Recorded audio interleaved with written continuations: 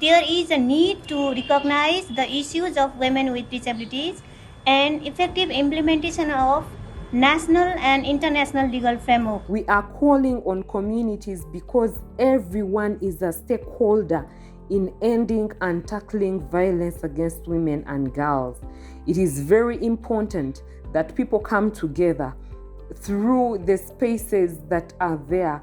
Communities should continue to come together and converse about the prolonged effects that happen when women and girls continue to be abused. We will continue to advocate for inclusive and just governance that gives women voice, choice, and power, and we can continue to be pioneers in providing thought leadership. We have to engage the wider community through community meetings. That violence against one woman is a violation of human rights, and it is an injustice to all women.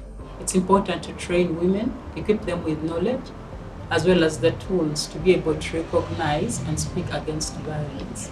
Advocacy is important as it's a way to hold duty bearers accountable for silence on violence against women. It's also important for us to build alliances, especially working with mainstream human rights organizations to ensure that women's rights are mainstreamed across all forms of human rights work. So we expect people to come up and support to see that GBV can end. And this can be done through the recognition of the rights of GBV survivors and also their needs to empower the survivors of violence. At the same time, there is need to make sure that the justice system, the health system, they are fully accessible, and also how they can reduce GBV cases. We must have debates on GBV, discuss issues around GBV prevention against women and girls with disabilities. Women, girls' right is a human right. We all believe that it is a human right. Since they are more than half of the population and their participation is needed in the country's development activities. So it's necessary, to stand against violence. We can reduce gender-based violence in Zimbabwe through working with other organizations, through working together. We need to have strong movements which really speak out against gender-based violence. We strongly urge to create an equitable today for a sustainable tomorrow by ending all forms of violence and discrimination against women with disability. We are committed towards solidarity and common voices throughout the world and want to continue our campaign against discrimination by creating an equitable and equality among the diversity. When we talk about harassment, then we are talking about everybody. We are either all perpetrators or survivors of sexual harassment. So it is very important for the community to understand what mounts to sexual harassment and be able to fight it, just to have actions that are going to make sure that people are no longer suffering because of sexual harassment.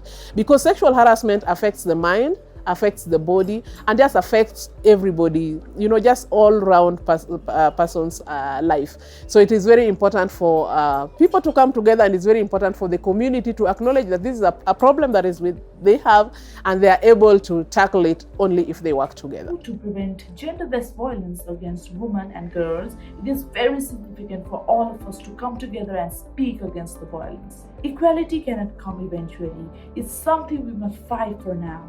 So let's join hands together and break the silence, say no to violence. Involving a community leads to strengthening our work to address issues of gender-based violence, providing a forum for development, and also sharing effective strategies to eliminate such violation. It is important to bring everyone on board so that we can change their attitude, their perception, and so that they can also be able to support women and girls with disabilities, because we do not only need service providers or the women with disabilities themselves, but we need everyone. We need the community to be on the side of a woman with disability in case of a violence. We need the community to be able to speak out, to be able to report a case of violence. The wider community should come together to tackle violence against women and girls through organizing campaigns, trainings, peer-to-peer education, and by incorporating gender equality dimension in all aspects of educational policies, by awareness raising, and by collaborating closely with the religious leaders and challenging and speak out about the violence. And thank you. Thank you, everyone. Thank you.